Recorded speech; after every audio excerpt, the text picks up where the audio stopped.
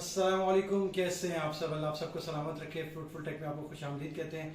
आज की वीडियो जो है वो इन्वर्टर फ़ैन के मुतालिक है। जैसे आपको पता है गर्मियाँ आ चुकी हैं, गर्मियाँ आते हैं तो यही सवाल हर तरफ होता है कि कौन सा पंखा लें, नॉन इन्वर्टर, इन्वर्टर। और अगर इन्वर्टर की तरफ अब जाएगा सब लोग जो इन्वर्टर की तरफ शिफ्ट हो रहे हैं बिजली महंगी होने की वजह से, तो फिर अगली बात आती है कि इन्वर्टर में से कौन सा पंखा लें। तकरीबन सारे ही पंखे अच्छे हैं। जो कंपनीज के पंखे जैसे रॉयल हो गया, एसके हो गया, खुर्शीद हो गया, तैमूर हो गया, और बहुत से नाम हैं जो अच्छी क्वालिटी के फ़ैन बना रहे हैं, इन्वर्टर बना रहे हैं, वो बहुत सारे ही तकरीबन अच्छे हैं। और जो हल्की क्वालिटी कहते हैं वो डेफिनेटली किट वगैरह प्रॉब्लम वाला होता है। जो अच्छी कंपनी के पंखे हैं वो किसी की 2 साल की वारंटी है किट की और किसी की 3 साल की। जो ये एसके फ़ैन हमने ये वाला लिया है, इसकी जो कंपनी ने डीलरशिप से जो लिया है उन्होंने हमें इसकी 5 साल की मोटर की और 5 साल की सर्किट की गारंटी दी है। तो इसके अलावा आपको पता है कि गर्मियों में इस हर बंदा चाहता है कि बिजली बचाए। बिजली बचाने के लिए फिर जाहिर बात है इन्फॉर्मेशन होना भी पूरी ज़रूरी है। वाकई ये अगर पंखे चलते हैं 30 वाट के ऊपर ही चलते हैं कि बस ऐसे ही है, तो फिर अब ऐसे हम इस पंखे को इंस्टॉल करेंगे, इस पंखे के साथ इसको रिप्लेस करेंगे। ये पंखा तकरीबन मेरा 70-80 वाट के करीब लेता है, ठीक है ना। और अब देखते हैं कि क्या ये फुल स्पीड के ऊपर कितने वाट लेता है और नॉर्मल स्पीड से उसके ऊपर कितने कितने वाट लेता है। चलिए जिस पंखे को अनबॉक्स करते हैं उसके बाद उसके मटीरियल अगर आपको दिखाता हूँ, उसके बाद उसको फिर लगाते भी हैं। सबसे पहले तो इसके परों को साइड पे करते हैं जी, बिस्मिल्लाह करते हैं। ये इसका रॉड है, रॉड की क्वालिटी भी अच्छी है, वजनी रॉड है। इसके का हमेशा मटीरियल की क्वालिटी तो अच्छी ही होती है। ठीक हो गया जी। और उसके साथ ही इन्होंने एक रिमोट दिया हुआ है और उसके साथ इसका होल्डर भी साथ दिया हुआ है ताकि आप दीवार पे लगाने के उसके साथ इसके अंदर रख सके इसको। और आरएफ के साथ है, यानी कि रेडियो फ्रिक्वेंसी इसकी के साथ ये इसकी है, ये जो ब्लूटूथ वाला नहीं है। और इसके अलावा जो इसकी जो कनोपी बोलने ऊपर वाली ये कोली से बोलने, ये बहुत अच्छी क्वालिटी की एसके की ब्रांडिंग हुई है इसके ऊपर। उसके अलावा जी ये हैंग करने के लिए इसका रॉड कहते हैं, रॉड के साथ जिसको हैंग करते हैं ना वो वाला हिस्सा है इसका। और इसके बाद जी फाइनली इसका पंखे की मोटर, ये है जिसके पंखे की मोटर। और ये कुछ इसकी फिनिशिंग है। इसके इसके कवर के ऊपर भी एसके इन्वर्टर फ़ैन लिखा हुआ है और प्लास्टिक क्वालिटी इसकी भी अच्छी है। ये जो पंखा है इसका जो क्या कहते हैं सर्किट है, एसी डीसी नहीं है, प्योर इन्वर्टर है। इसमें एसी डीसी भी आता है लेकिन ये प्योर इन्वर्टर पंखा है। और मोटर की जो है वज़न नॉर्मल है, आम पंखे की निस्बत इसका जो वज़न होता है वह कम होता है। ये जी कुछ इसका इस किस्म का जो है सर्किट है और क्वालिटी वाइज ठीक ही लग रहा है, फिनिशिंग वगैरह सर्किट की अच्छी है। ये इसके एसी सप्लाई है, उसकी वायर्स हैं जो यहाँ से अटैच हुई हैं। और ये इतनी तारें लंबी होती हैं कि रॉड से इस रॉड से आराम से निकल के बाहर आ जाए, एक्स्ट्रा तार की आपको ज़रूरत बिल्कुल नहीं पड़ती इसके साथ था। और इसके अलावा और जी इसका ये जो आरएफ एंटीना है जिससे आप वो इस क्या कहते हैं रिमोट सिग्नल भेजता है तो ये आरएफ रिसीव करता है। चलिए जी इस पंखे को अब लगाते हैं, बल्कि इसके लगाने से पहले पर भी दिखाता हूँ। पर की भी क्या वैसी ही क्वालिटी रखी है कि गिरा गिरा तो नहीं दी, इसको भी हम चेक करते हैं। पैकिंग भी बड़ा स्मूथ की होती है, बड़े अच्छे तरीके से की होती है। बबल जो रैप होता है उसके अंदर उनको डाला था, हर पैक किया था उसके अंदर। उसके अलावा जो है ना ठीक होगी जी, इसकी पर की फिनिशिंग बिल्कुल ज़बरदस्त A1 शाइनिंग जो है ना उसकी वो है। इस वक्त जो क्वालिटी बहुत आला है, पर का वज़न भी ठीक है। तो ये 3 अदद पर है कुछ इस तरह से। दरमियान में एक गत्ता रखा था ताकि आपस में रगड़ ना खा सके, ख़राब ना हो, खराशे ना पड़े। अब आप सारे पार्ट्स को इंस्टॉल करते हैं।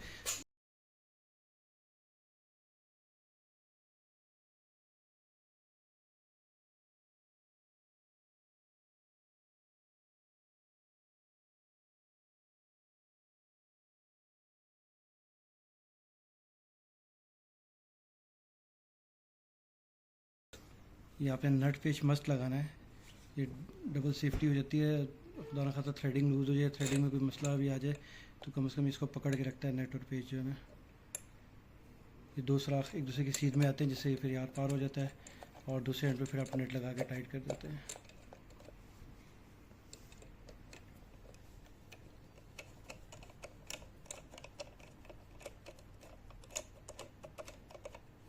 अगर आपके पास एक गुम जाए तो जो लकड़ी में लगाने वाला कील होता है बड़े साइज़ का, 2 इंच या 1.5 इंच या 2 इंच का, उसको भी लगा के उसका साइड मोड़ दे तब भी वो काम चला देगा। इसके अलावा मार्केट से मिल भी जाता है।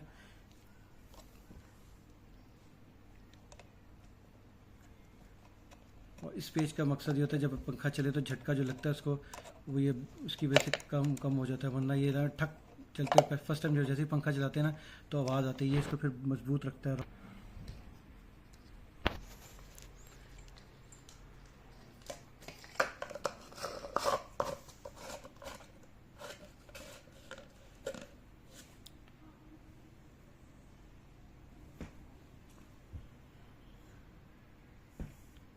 चलिए जब इसके परों को जोड़ने की बारी आ गई है, ये फाइनल कवर भी चढ़ा देते हैं।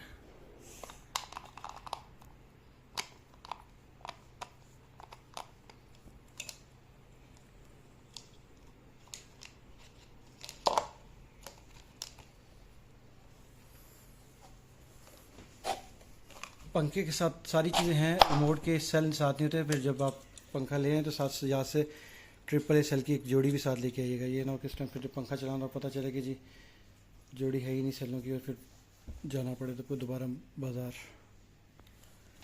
जी सबसे पहले पर को लगाते हैं। इन पेचों को आपने अच्छे से टाइट करना है।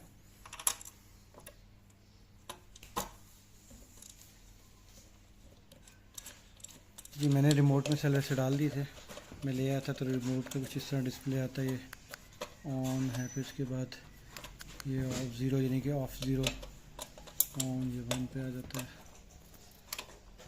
उसके बाद ये +1 2 3 4 5 और उसके बाद ये टर्बो फास्ट, बल्कि टर्बो प्लस है, ये टर्बो है हाई, फिर फास्ट।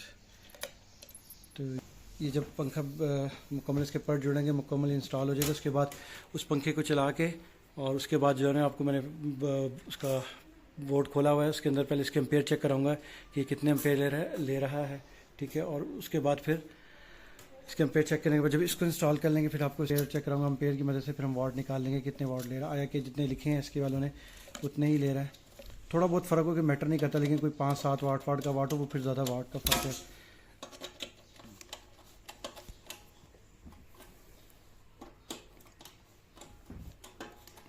पेज को जितना अच्छे से टाइट हो सके करें जी, क्योंकि बाद में फिर मौका नहीं मिले, ऊपर लगा के भी टाइट करना बहुत मुश्किल होता है पेचों को।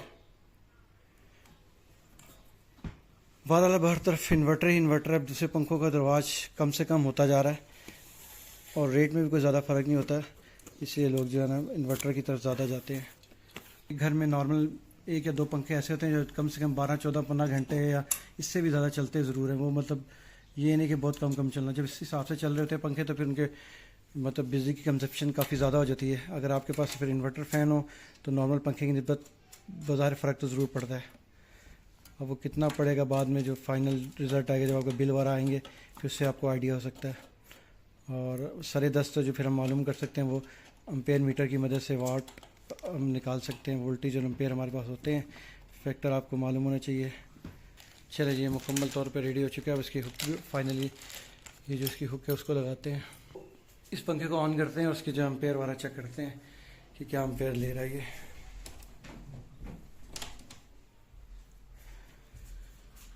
जी पंखे को सबसे पहले मैंने ऑन किया, ठीक है। इसकी सबसे पहले स्लो स्पीड पे इसको चेक करते हैं कि पंखा मेरे स्लो स्पीड पर कितने वाट ले रहा है। ले जी हमने किलोमीटर लगा दिया, पंखे की स्पीड से कम, सबसे कम है। इस जो एम्पेयर मीटर हमें शो बता रहा है 0.21 जो है ना सबसे स्लो स्पीड पर है। अब मैं मोबाइल के कैलकुलेटर पे इसका फ़ौरन से फार्मूले से ना वो निकाल लेते हैं कि कितने वाट इस टाइम ले रहा है, यानी कि अपनी मिनिमम स्पीड पे एक नॉन इन्वर्टर पंखा कितने वाट लेता है। ठीक है जी 220 वोल्ट है, 0.9 फैक्टर है, ठीक है। और ये जो 21 एम्पेयर 0.21 एम्पेयर वो ले रहा था अपना करंट, तो इस टाइम जो है 41/58 यानी कि इस टाइम 41 वाट ले रहा है ये पंखा। अब इसकी स्पीड को उसको फुल स्पीड पे चेक करते हैं। पंखे की स्पीड को भी हमने बढ़ा दिया, ठीक है, फुल स्पीड पे स्टार्ट कर लिया जी। अब देखिए इस पे जो एम्पेयर मीटर शो कर रहा है 0.32 एम्पेयर शो कर रहा है, ठीक है जी।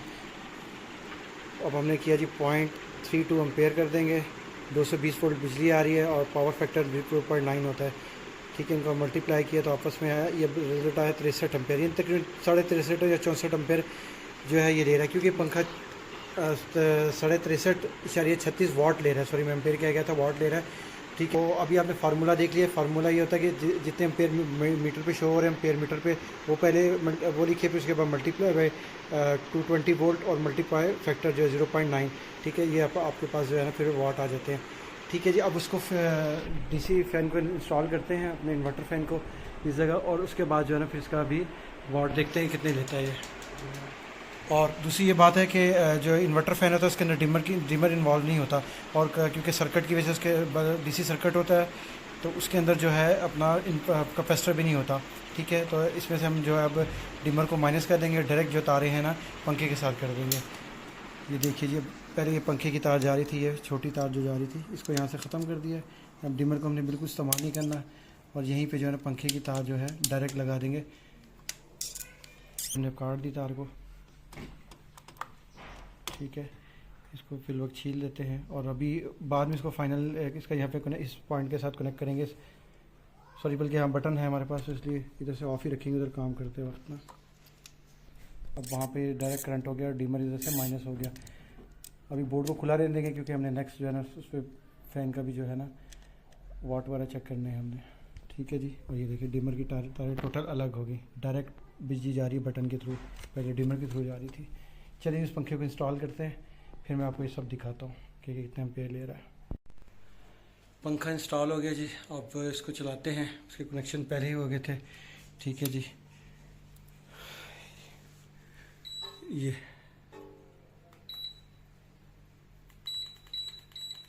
ये सबसे लो स्पीड पे, देखिए 1 नंबर पे इसको हमने स्टार्ट किया, ठीक है। ये इसकी 1 नंबर स्पीड है, ठीक है। थोड़ी सी स्पीड पकड़ने देते हैं क्योंकि स्पीड पकड़ने में भी टाइम लगता है। ये पहली स्पीड है। अब इसके ऊपर जो हम इसके एम्पेयर चेक करते हैं जी। एम्पेयर मीटर को लगाया हमने, ठीक है जी। और 0.1 ठीक है, सब कुछ वही रहेगा। यहाँ पे एम्पेयर चेंज होंगे, 0.1 एम्पेयर हो जाएंगे। 1.98 वाट ले रहा है, यानी तकरीबन बड़ी मुश्किल से 2 वाट ले रहा है सबसे आखिरी स्पीड के ऊपर, ठीक है जी। इसकी अब 2 स्पीड है, इसके ऊपर चेक करते हैं जी। अब ये 0.2 हो गया अगर आप इधर देखिए तो, ठीक है। बल्कि 2 है, 3 कर लेते, 3 हम इसको 3 काउंट कर लेते हैं क्योंकि वेरी कर रहा है। अभी 1 पे चला गया। वो नीचे वाली वायर्स के जरिए अगर आप ऊपर करेंगे तो 0.23 है। 3 है, 0.3 पे हम करते हैं। 0.3 पे देखें तो तकरीबन 6 वाट के करीब ले रहा है। अब हम इसकी स्पीड और स्पीड नंबर 3 के ऊपर इसको चेक करते हैं, ठीक है जी। 4 एम्पेयर 0.45 पे 4 पे है। 5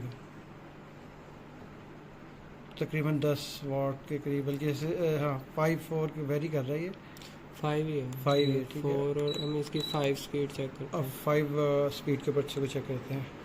10 आ गया, हाँ जी। पॉइंटर पे तकरीबन 20 एम्पेयर वाट के ऊपर अभी चल रहा है। अभी इसकी टर्बो प्लस को करना है। पहले टर्बो करते हैं, फुल स्पीड अब हमने फुल पे कर दिया तो ये 0.17, चले हम 0.17 कंसिडर करते हैं, ठीक है। अब वहाँ पर 0.17 कर लेते हैं। 33 है, यानी कि तकरीबन 34 वाट के करीब ले रहा है फुल स्पीड के ऊपर। और ये है इसकी फुल स्पीड। ये देखिए अच्छी हवा है, अच्छे तरीके से कमरे के हर तरफ हवा जो है ना महसूस हो रही है।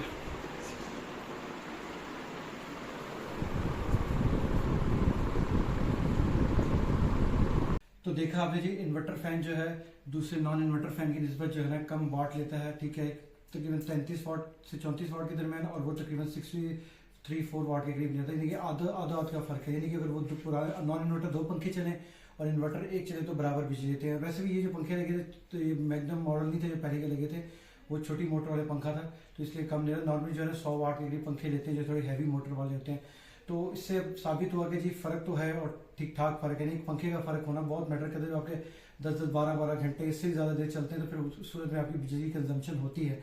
तो ये जो SK का पंखा है ये एग्जैक्टली उन्हें 30 वाट लिखा है, लेकिन ये लेता नहीं। लेकिन ये जो फुल स्पीड टर्बो स्पीड पर ले जाता है 34 वाट के करीब ले जाता है।